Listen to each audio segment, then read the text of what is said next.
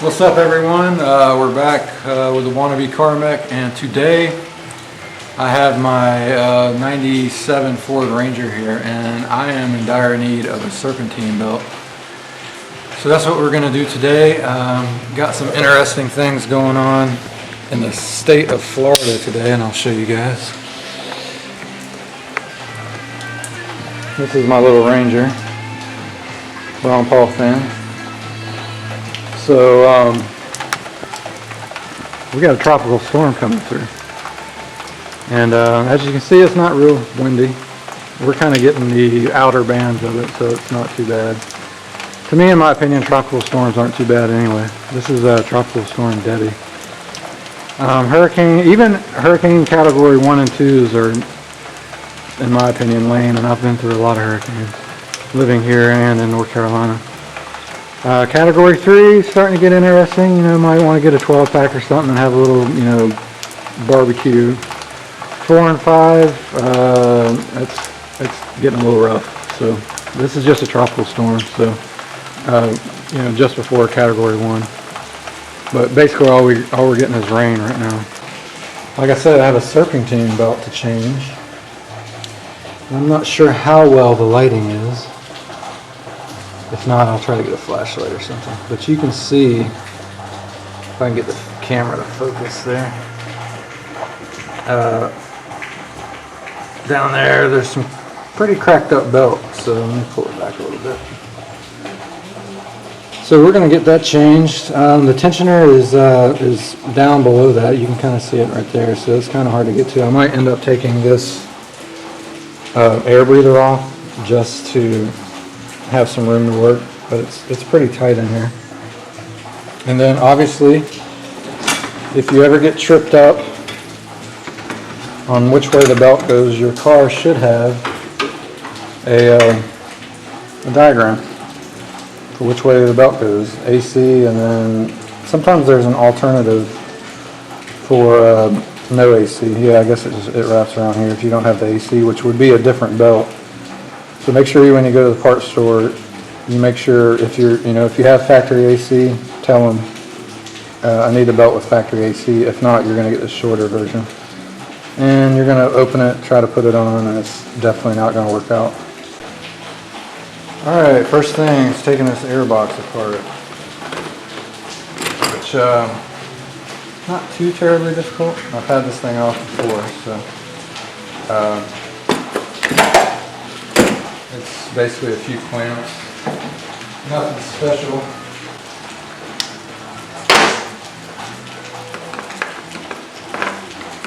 I actually bought this truck not too long ago. Me and my wife were just driving the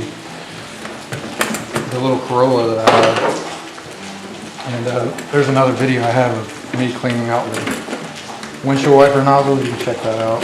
That's my little Corolla, and we were only using that car, man, for like 2 years. And just one car, pretty much going like 50s old school style. My wife's a stay-at-home mom, so I drove that car to work, and then when she needed to use it, she would use it, usually on my days off. I'm on call a lot for my job, so it basically took a lot of planning. Is really what it took. But anyway, we bought this truck, and I got it probably like a month or 2 ago. And I'm just now starting to get around to doing all the maintenance that you can't really tell if it's been performed or not. So, like the oil change. You can tell if the oil's changed, but I actually looked at the oil, and the oil looked new, but the filter looked old. So maybe, it even got to the point where they drained the oil and didn't change the filter. I don't know. It could have been just the oil filter got dirty over a little bit of time, but. Alright, now I got a lot better access down here. And basically what I need to do is, if you never change the Serpentine belt, usually, at least every time, the ones I've seen, you have a tensioner. And that's what this is. And basically it's just an assembly that has a big spring, and it tightens the belt so that pulls the belt, this belt, as it wraps around in that direction, tightening the whole thing around as the belt goes around the engine. Sometimes these can go bad, and the belt won't stay tight, and you know the belt will squeal or whatnot. But usually, if the belt's squealing, you probably need a new belt. If you put a belt on there and it's still squealing, your tensioner spring or your tensioner has probably. Sometimes they stick, or sometimes they just get wore out, especially if you got a lot of miles on it.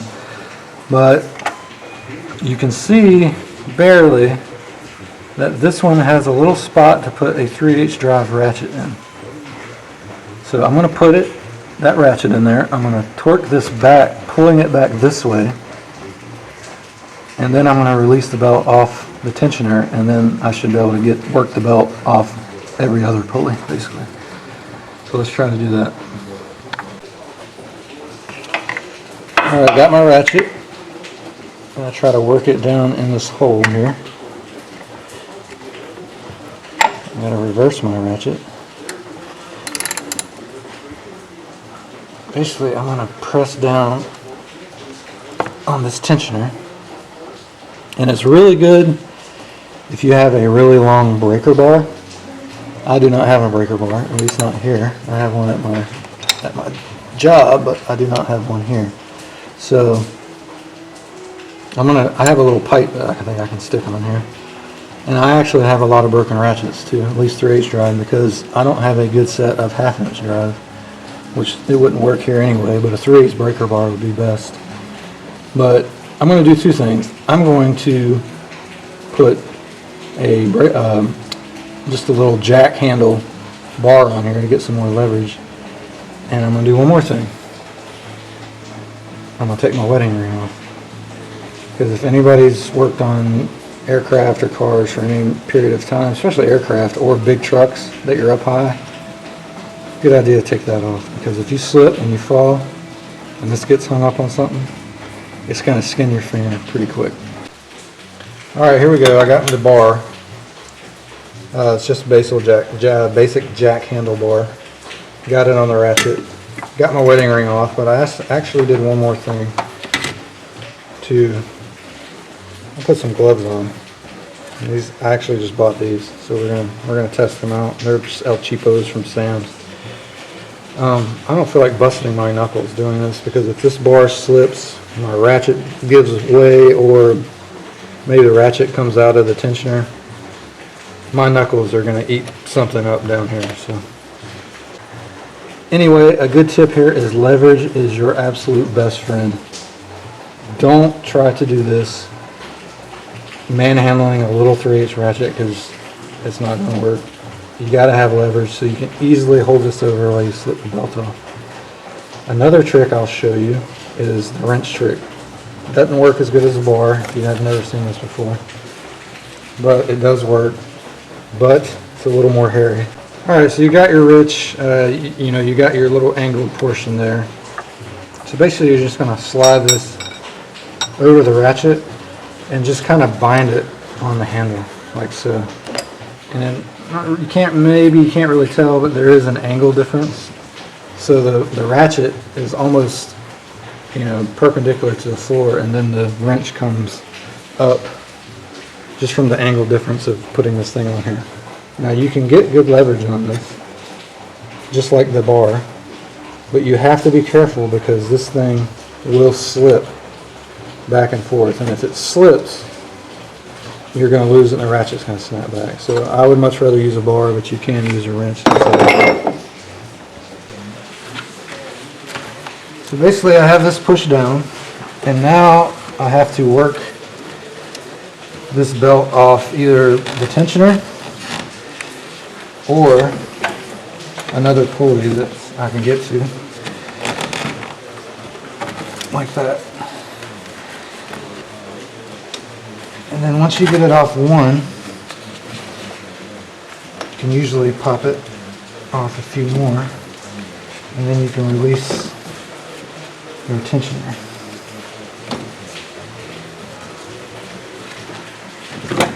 This one's being kind of a pain, but if you keep working it, it'll come off.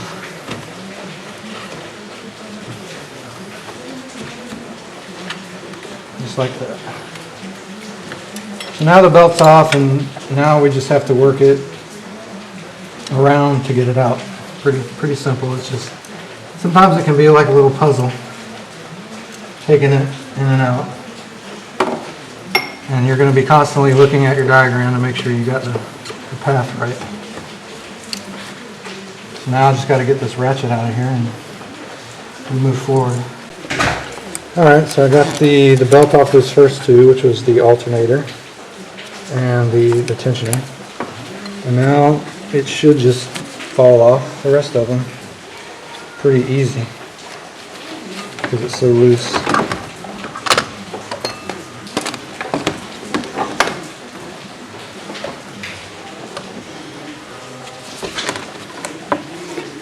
Alright.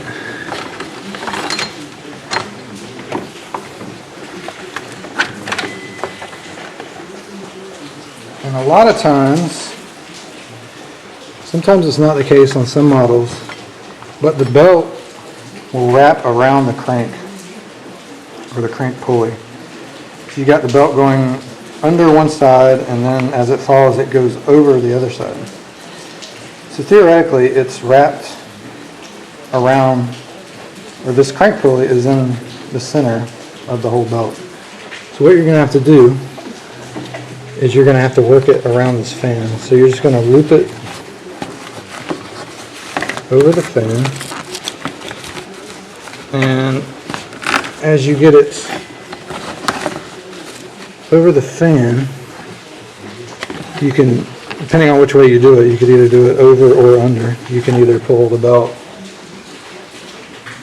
you know, it'd be easier to pull it out the bottom, or you can just pull it through the top. So that's what I'm attempting to do now with one hand as I hold this camera, which is not easy. I got this thing hung up in here somehow, and I don't know where, but it is hung up. So we gotta figure that out. Alright, basically what had happened, I got the belt out. It was just caught in between the tensioner pulley and the crank pulley, in between them, so it was just kind of laying flat. So I just twisted it where it long way, and it just slipped right through. Alright, I got the new, the old belt, and as you can see, it's seen its better day. This belt was due a change a long time ago. And I think this truck had sat for a little while, so that's probably why it's all dry rotted. But we'll take a look at the old belt, compare the size, and we'll throw that puppy on there. All right, new belt, Dayco Polyrib. I don't know if Dayco is a good brand. I don't know enough about cars to know if this is a good brand. I know how to work on cars, but I don't work on cars enough to know that this is a good brand. But it wasn't the El Cheapo brand. It was kind of like the mid line. The El Cheapo had a 1-year warranty. This has a 3-year warranty. So I usually try not to get, you know, the cheapest stuff you can buy. It's probably best to get the OEM, the original equipment manufacturer stuff, but it is what it is. So we're gonna put it on and hope for the best. Now, one thing I like to do is stretch these belts out. Kind of hold both of them up together before you get crazy with putting this one on. I just do a little test. Stretch them out and see if they're somewhat even. Now the old one's obviously going to be stretched a little more than the new one, but if you stretch them out and they're somewhat close, you know that you pretty much got the right belt. And another thing, if I can find the box, is if you don't have the diagram on your hood or under your hood, they have a few diagrams here of a few different models. And this one's mine, the Ford 2.3 liter. So you can use this if you don't have the diagram on the hood. I'm gonna use the one on the hood because I know it's right.